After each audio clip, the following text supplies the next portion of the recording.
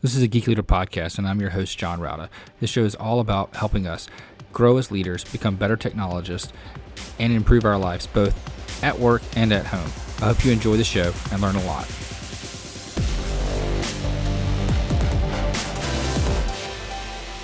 Welcome to a Geek Leader podcast. I'm your host, John Rauda. And if you could, please do me a favor and take a moment and leave a rating and review in whatever podcast player you're listening to this on, whether it's Apple Podcasts, Spotify, iHeartRadio, doesn't matter. I would greatly appreciate it. And that feedback really helps get other listeners to the show. Also, if you're not subscribed, go ahead and subscribe so you don't miss an episode. And if you feel so inclined, you can go to geekleader.com/tip and donate to the show. Thanks so much. All right, Geek Leaders, today I'm honored to have AJ Jacobs back on the show again. You may remember that AJ is a journalist, author, human guinea pig, whatever you want to call him. But he has written some of my favorite books, and we're going to talk about them today, including Drop Dead Healthy, The Year of Living Biblically, and his newest book, The Year of Living Constitutionally, which we're going to talk about a lot. Anyway, with all that being said, AJ, welcome to the show. It is delightful to be back. It's been a while. It has. But so we've got a lot to talk about. So if you don't mind, just to get some context for the new listeners that have come on since you've been here last time that may not be familiar with your work, tell them a little bit about your journey, how you got to where you are today, and why is it that you do these epic experiments? Yeah, I'm a nonfiction writer. I mostly write books. And what I generally do is I try an life experiment. I change my life radically and then report back the results in a book form so you don't have to do it. So, for instance, I did one where I wanted to learn more about religion, so I decided to follow all the rules of the Bible for a year, and there are a lot. So not just the 10 Commandments, but also growing a huge beard and stoning adulterers, which I did with very small stones, like pebbles. I came here on this show to talk about another project I did about gratitude, where I went around the world and I thanked 1,000 people who had anything to do with my morning cup of coffee. So the barista, but also the farmer and the logo designer, the truck driver who drove the beans, and on and on. And the idea was to try to build up my muscle, my gratitude muscle, and remind myself of all of the things that we take for granted. Another one that you just mentioned, John, was the Drop Dead Healthy, which was more of a physical. I tried to be the most physically healthy person alive. And I changed the way I ate and exercised and slept and breathed and went to the bathroom and everything you can imagine in my quest to be as healthy as humanly possible. And I did. I am still living. So that in that sense, it is a success. Awesome. And, you know, what I love about your writing is that there's always this humorous side to it, but there's a life lesson that comes from it. And there are things that we can all apply, you know, things that you spend a whole year working through it, figuring out and learning. And then, you know, like, for example, when you go back to the Biblically book, one of the things that I learned from there was just taking time to be thankful for things. And, you know, which also played into the gratitude book. But in this part where you talked about going through the alphabet and trying to say things that you're thankful for. And whenever I'm having a bad day, I can force the thankfulness, you know, out of me by just saying, you know, what am I thankful for today? And going through the list, and it immediately changes my mood. Well, listen, not to get too meta, but I am so thankful that you took that away because I still do it as well. And it's just, as we've discussed, gratitude is a practice. It's not something that comes naturally. We have a negative bias as humans. We're very good at noticing the things that go wrong. So, but if you want to be, in terms of trying to be happier and more productive and a better leader, all of these, gratitude, it really is.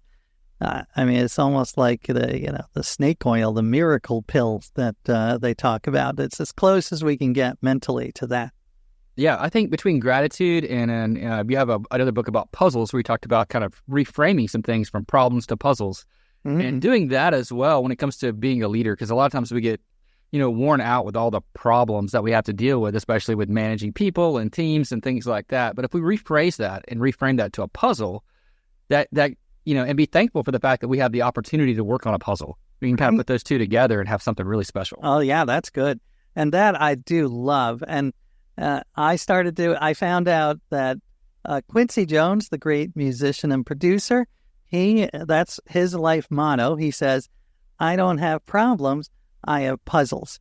And just that reframe, it goes from being this horrible, insoluble, stomachache-inducing thing, a problem, to something that's, all right, we can solve this, or we can at least try. We can roll up our sleeves and let's be creative. And, it doesn't have to be all doom and gloom. It's such a powerful, I do try to do it, whether it's I'm solving a puzzle in my marriage, or solving a puzzle raising my kids, solving a puzzle at work. All of these things can be reframed as puzzles. And it's just a much better way, I find, to go through life. Yeah, I think it just makes you happier in general. It's all like little small hacks that you can do to make your mental health a little bit better. Exactly. So go ahead. I was going to say, you have this new project that you started. And before we get into that, I do want to ask, what had made you come up with the concept of doing these epic challenges that last, a year or in leagues to figure out something? What kind of gave you that start going through those epic challenges before we get into this newest one? Yeah, sure. Great question. Well, I always love to write, and I've always been curious. I love curiosity as right up there with gratitude as one of the great human drives or emotions.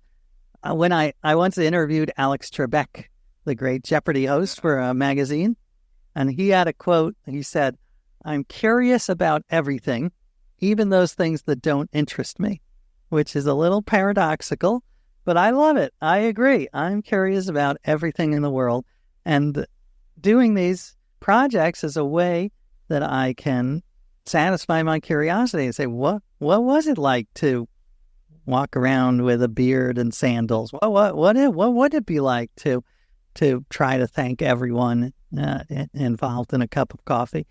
And I love writing. That's not true. I hate writing. I love researching, and I'm thinking and creating. The actual putting words on the screen, not pleasant. But I do love, I love the, most of the journey. And people say, write what you know. I mean, my childhood, not that eventful, not great, not terrible. So I thought, if I'm going to try to write something about what I know or what I experience, I should put myself in interesting positions. And that's how I came up with this idea of the life experiments. Nice. Yeah, I love that idea about curiosity, because that's another thing, even in tech or leadership, we're not very curious.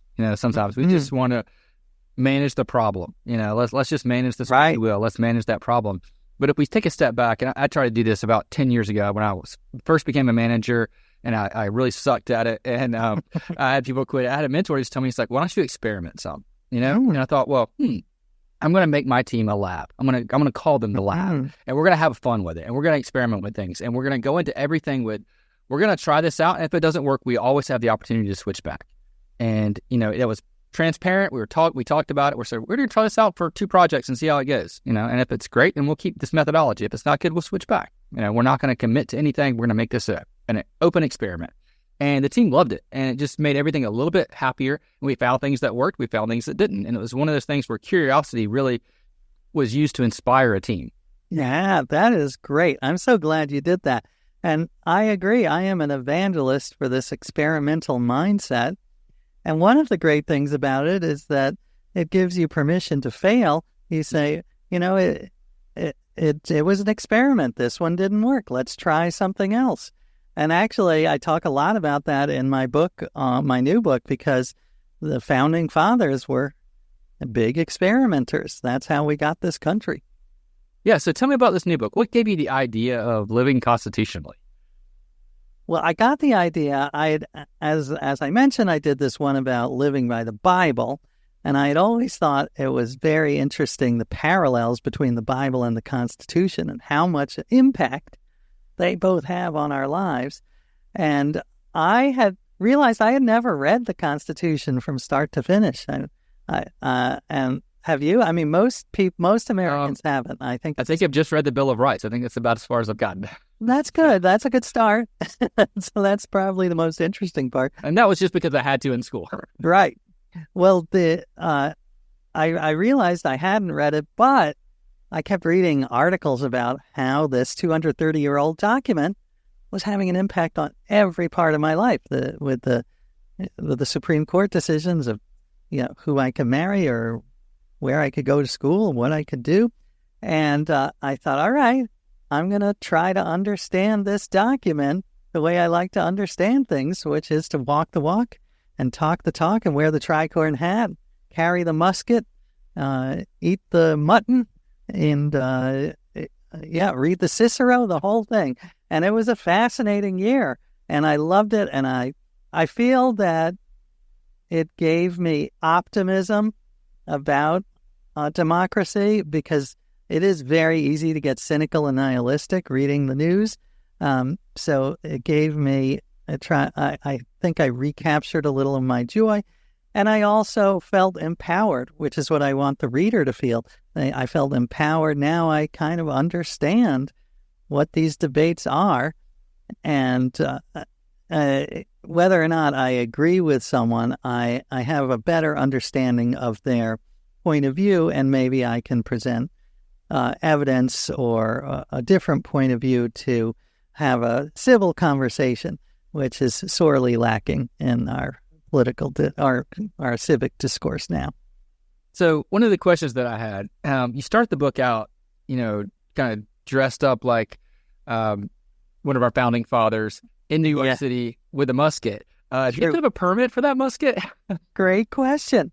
No is the answer, if it's unloaded. Because I actually bought a real musket off of ye old internet. And so this thing is from the 1700s. And according to all my research, it's considered an antique if you carry it around without. As soon as you put a lead ball and some gunpowder in it, then you're in trouble. And then it's a weapon. And I did actually go to a shooting range and shoot it in New Jersey, where it's legal to shoot. And it was it's just fascinating to even shoot an 18th century gun, because it is so different than modern. It's like 15 steps. It's like building an IKEA couch or something. You have to put the ramrod in, take the ramrod out, bite off the cartridge, spit out there's so much to do. Did it kick back? Did it hurt to shoot it? Well, it'll kick back, but they're not as powerful as modern guns. So you're not gonna. Although I also joined a Revolutionary War reenactment group, and that someone did get injured in the battle I was in because of the kickback. They put in too much gunpowder, and it kind of blew up. Awesome. So, what was the reaction? That day one reaction. You're walking around dressed like that. Did people think you were in a play? You were crazy? What was that? Little both. I definitely a mixed reaction. So some people were like, "What the hell?" or would cross the street to avoid me. Others were like, "Oh, that's cool." And it did come in handy once. I walked into my local coffee shop at the same time as this other guy, and he said, "You go first. I am not going to argue with someone holding a musket." So it did come in handy. But yeah, I sort of have to, as my son says, commit to the bit. I have to almost get into character, because I feel that's the way to get the lessons. I'm never going to do this forever. I don't want to walk around New York in a tricorn hat with a musket forever, but it is interesting to see what happens if you do it for a couple of days or even a week. So what was the biggest thing that you saw or felt, trying to live constitutional that you weren't doing before? That was just I was doing it all wrong before. That's a great question. Yeah. Well, one big takeaway is we don't want to go back to the 18th century. Correct. Completely. Yes. That was not the good old days were not good. They were smelly. They were dangerous. You had medicine was tobacco enemas, which were literally blowing smoke up your ass. It was racist, sexist, the whole thing. However, that said, there are aspects of the 18th century mindset that I do think are worth revisiting. So I'll just give you a couple. One was that I wrote a lot of the book with a quill pen, like an actual goose quill and ink on nice ragged paper. And I loved that because for several reasons. One, I was, instead of getting dings and pings and distractions from the internet, I was able to fully focus. And I feel that my thoughts were more subtle and more profound than if I had been typing them with my thumbs. And I do think we don't need to go back. We don't all need to have a quill pen. But I do love the idea of cutting yourself off from the internet for several hours will change the way you think and I think make you a better thinker. So that was a big one, this idea of slowing down. And do you think the difficulty of writing with a quill pen made you more thoughtful about the words? So like it's harder to do that than just to type. So were you more intentional about the words, you think? Maybe. That's a great question. I feel the sentences sometimes got more complex. And I just think, you are also more, you can't be as reactive. Like when you get a text and you get angry, engaged to enrage, all that, you just like type out, God damn it. But with the quill, when they wrote letters, you couldn't do that. You had to get out the feather, you get out the paper, you get out the ink, and then you have to write it, you fold it up, you mail it, the whole. So it was a much different, it lent itself to almost a waiting period for your thoughts. It was a way to cool down. And yes, so that I found. And ironically, I'm not saying that this was unproductive. Even though I was doing slower thinking, in some ways I was more productive because I wasn't all over the place with my brain. I was able to focus and do in an hour of writing and thinking what would normally take 4 or 5 hours. So slowing down the process, but focusing it kind of actually made you a little bit more productive in the areas that you needed to be. Exactly. Right. Yeah, that makes sense because I always say there's a cost between switching tasks, and getting distracted makes you switch tasks. So you lose a little bit of productivity in that cost of. Oh, switching. Yeah. Right. I mean, I did once a chapter of a book on unitasking or monotasking versus multitasking. And as you say, multitasking, highly inefficient. Yeah. Wow. One of the things that I know you talked about was that not only just slowing down, but also like the volume coming in. So we right now, I think it was Tim Ferriss, famously said, you are kind of what you listen to, and like what you intake, becomes part of you. And if you slow down that volume by back in the 1700s, they didn't get news constantly. It was a slow trickle of news, every week or so. Yeah. Whereas now it's, you're constantly getting dinged with the latest thing that's happening in Israel or in Ukraine or wherever. And it's just almost overwhelming. Yeah, not almost. It is overwhelming. And our brains are not built for that. Back in the 1700s, you would get the newspaper twice a week. That's what Ben Franklin's newspaper came out twice a week.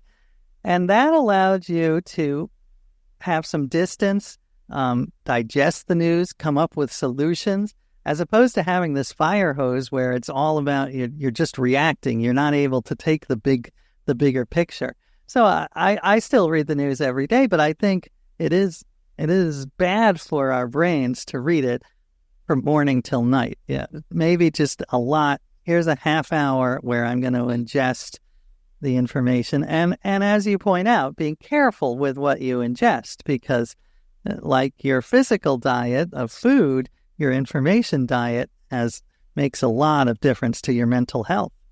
Yeah, definitely. And, sometimes I go on, probably just like I do with my food, sometimes I go on these kicks where I eat really healthy, and I'll do the same thing with my, diet where I said, at the beginning of the year, I'm like, I'm going to read, only, educational books. I'm going to read the Bible a couple hours a day. I'm going to read this other educational book. And now I'm back to where, I just picked up a book called Nuclear War, where I'm reading about that. Like, I don't know if this is good for me. It's a great book, but I don't know if it's good for me. Well, yeah. I mean, you need some of that. You can't be all Pollyanna. Right. But I do, hopefully my book provides both entertainment. But I do think one thing that restricting your diet, your news diet to a healthier diet does is it allows you to change your mind.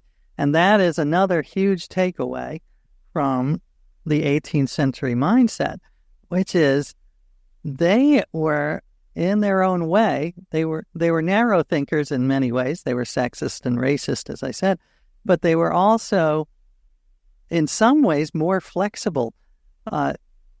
Ben Franklin said in the Constitutional Convention that the older he gets, the less certain he is of his own opinions. And he even told a little story, parable joke, where he said, there's a tale of the French lady who said to her sister, she said, "How is it so strange? I am the only person I've ever met who is correct on every single issue." And his point was, of course, we're all that French lady. We all think we are correct. Yeah. That's insane that you, one of 8 billion people on Earth, have the correct take on every topic.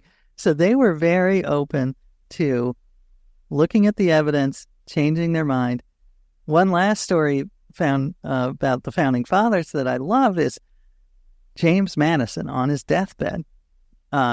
His niece said to him, he made some sort of funny face, and his niece was there, and she said, "What's the matter, Uncle?" And he said, "Oh, nothing. I just changed my mind." Now, we don't know what he changed his mind about, because then he died. Like, it could have been the bicameral Congress. It could have been the wallpaper. Who knows? But the fact that right up until the very end, he was open to new ideas, and that, I think, is something we need to really reclaim in this atmosphere where we are so intransigent and so tribal and so stuck to our opinions no matter what the evidence says. And why are we like that? Like, I've noticed it so much that we will just dig in on a topic and not even think it through and not even say, okay, well, I want to know why you feel differently than I do. Maybe I have a blind spot, because we all have, blinders. We all have our own set of circumstances that we grew up in that are lenses for our, intake of life that determine, where we are, where we're from, and all that's going to determine kind of how we see the world. So we're going to see things differently. So if I can hear your side of it, maybe I'll understand, and I can either convince you that I'm right, or maybe I'll realize that maybe we're somewhere in the middle, or maybe right. I love that. And just to go back to the puzzle thing, which was my previous book on puzzles, I try to frame those conversations like a puzzle. Mm-hmm. Like, why do we disagree? Why do we believe what we believe? Where did those beliefs come from, and how do they change, and what evidence can change them? And if you do that, it is much less infuriating. I mean, it is just, if you go through life and you are trying to beat down the other side all the time, and you are getting insulted yourself by the other side, that is a stressful way to go through life, and not necessarily productive in terms of finding solutions. Instead, framing your conversation as a puzzle, I find it much more productive. Yeah. Yeah, no, I think that's absolutely right. What was one of the hardest parts of this experiment for you? Well, it's funny because I guess there were two hard parts. The first was just logistically, because I was trying to actually follow the Constitution as it was originally written. So I'm talking, as I said, I had muskets and the quill pens. The Third Amendment to the Constitution, number 3, is about quartering soldiers, not chopping them into fourths, but that you should not have to have a soldier in your house without your consent.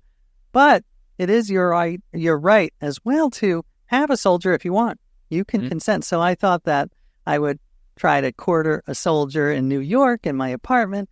It was very hard to find a soldier who would be willing to quarter in my apartment. I think can imagine. it was creepy or something. But I was able to get the soldier, so that was a challenge.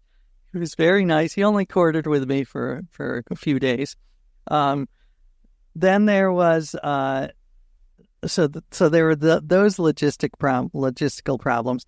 But then there was the ones we were talking about, getting into the mindset of the 18th century, because it was a different country. It was, the past is a foreign country, and we can never totally recapture the point of view, which is good because some of that point of view is offensive. But on the other hand, one way they thought differently was they were much more interested and obsessed with virtue.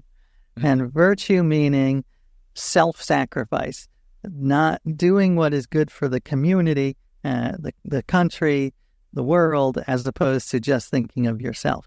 The whole marshmallow test, depriving yourself of the momentary pleasures to make a better world. And I loved that. So I did try. My favorite founding father is Ben Franklin, who I mentioned, and he was like the first self-help author. He had in his autobiography, he had his daily schedule. And the first thing he did every day was he would wake up and say, what good shall I do today? And then at the end of the day, what good did I do today? And so that is a hard way to think, but it's also much healthier, I find, because, and I was so inspired, I wrote it, what good shall I do today? I wrote that on a piece of parchment and put it above my desk. And the idea is, if I'm, annoyed about something, I didn't get enough Instagram likes on my Instagram post, and I get all worked up, then I try to look at that, that's not the big picture. That's not the North Star. The North Star is, what good can I do today? And it's not just a selfless, I'm not trying to say I'm a saint. When you do good, that was a big insight from them, that you feel good by doing good. We are wired to feel good when we help others. So this idea, and back then, as Jeff Rosen, the constitutional scholar, talks about, when they talk about the pursuit of happiness, it's not necessarily about feeling good. It's not about like doing bong hits or whatever. It's about doing good. And by doing good, then you feel good.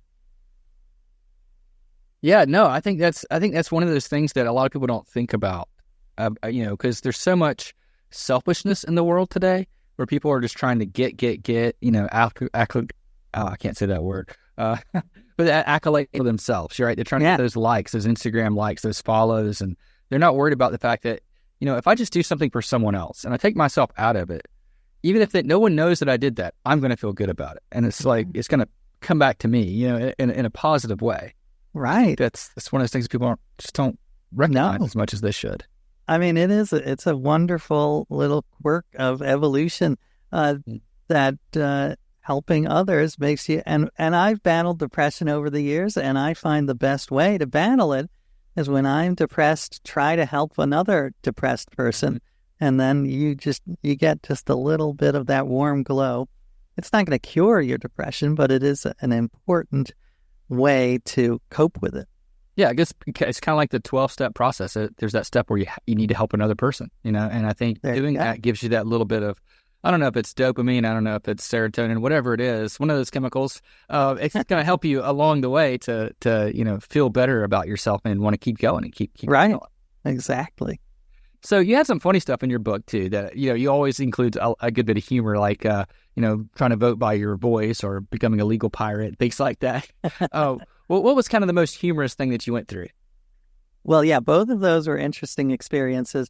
Yeah, trying to become a pirate really was one I didn't expect, because the Constitution is fascinating. There are these parts that are so relevant, like the preamble, "We the people," and talks about the blessings of liberty and like that. It could have been written yesterday. But then there are these parts you get to, you're like, what?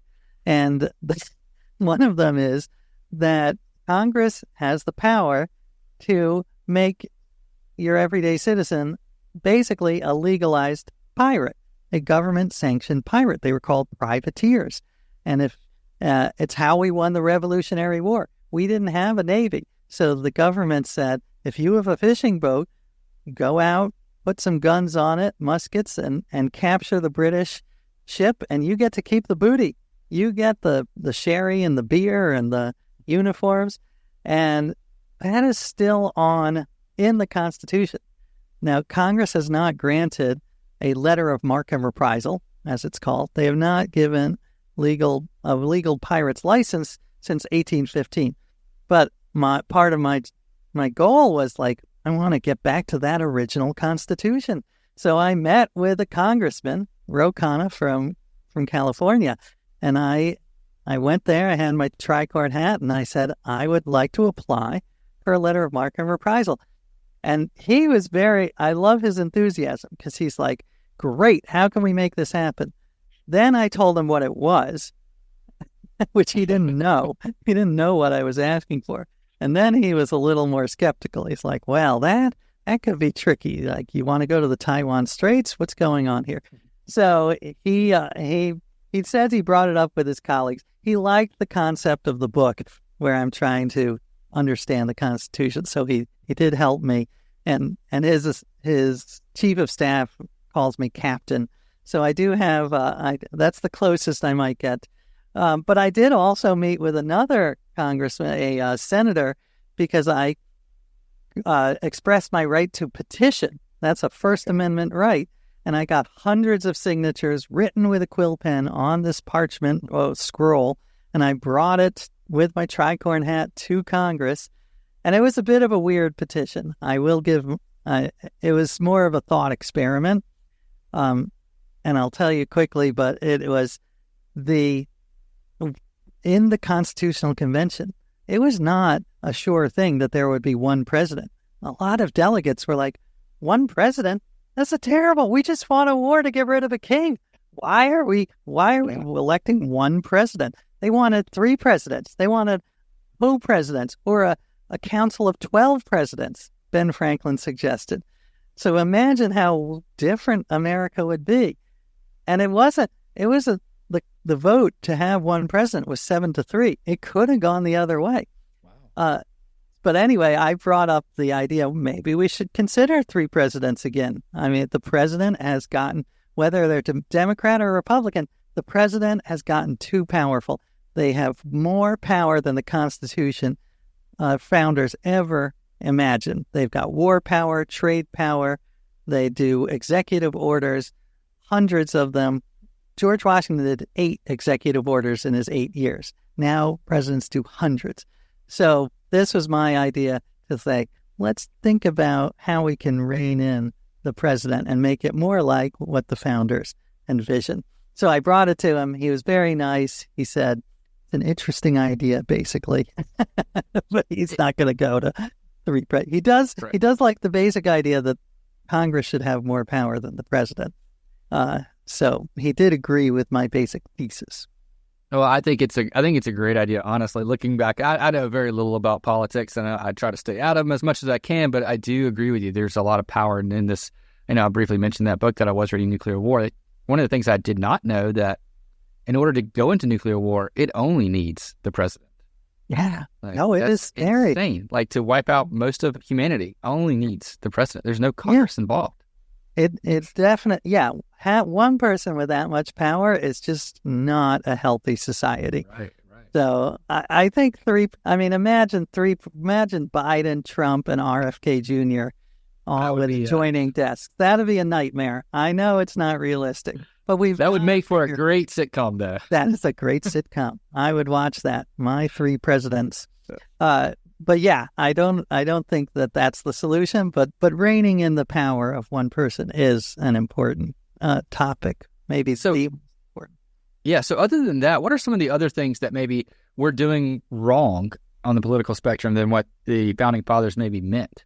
Well, I will tell you one great thing, which is elections at the start of our country were much more festive I mean, it wasn't quite Coachella. It wasn't like, they weren't, taking ketamine, but it was seen as a holiday. You would go, there was rum punch, there was music, farmers markets, and election cakes. People would bake election cakes. And I love this idea because we've kind of forgotten, we've lost this awe at the idea that we can cast a vote and have a say in who leads us, which is a totally unusual system in terms of the history of humanity. This is so we've got to recapture the awe of democracy and remind ourselves democracy is sweet. So that was sort of my saying when I revived the election cake. And as part of the book, I got people, hundreds of people around the country in all 50 states to bake election cakes and bring them to the polls or bring them to work to remind people, like, we should be celebrating this day. And some made the original recipe from the 1700s, which is like cloves and figs.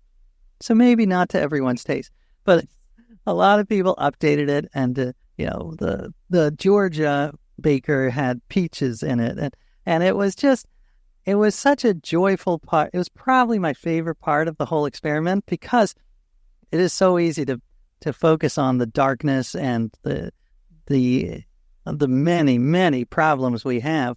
But just something as simple and proactive as baking a cake to celebrate democracy and trying to get the people to rally around and get them enthusiastic, that is wonderful. And that is something that we can take from the founding era that we need to rediscover. So actually, I am doing it again in November.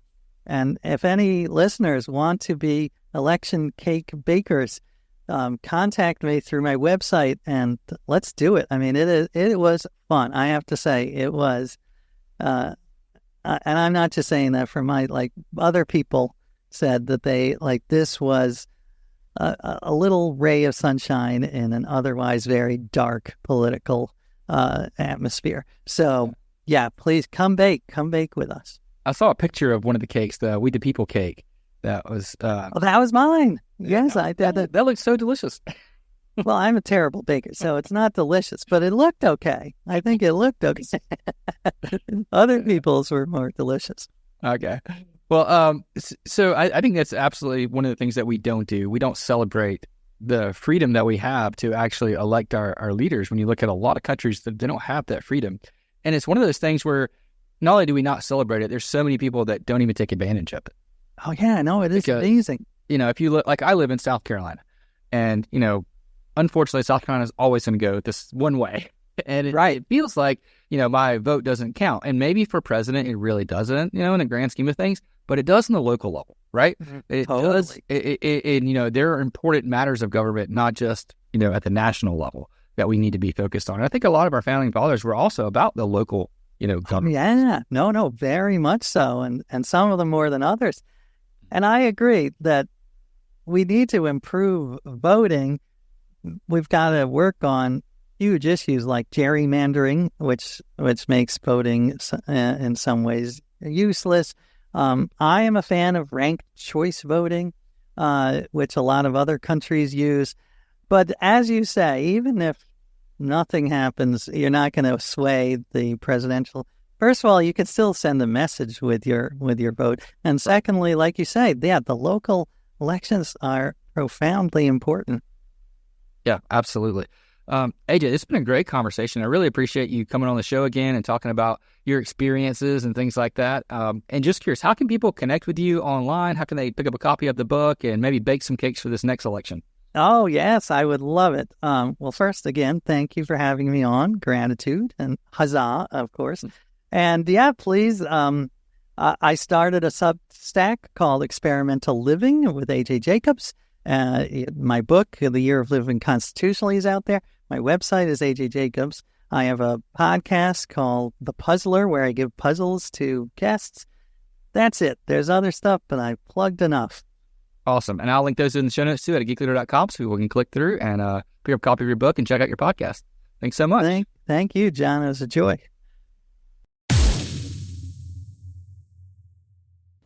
Hope you enjoyed the show. Please go to geekleader.com to learn more about what this guest is up to, click on their links, and connect with them online. I would also greatly appreciate it if you could leave me a rating and review in Apple Podcasts or wherever you listen to the show. Make sure you've subscribed if you haven't already. And if you feel so inclined, you can leave me a tip by going to geekleader.com/tip.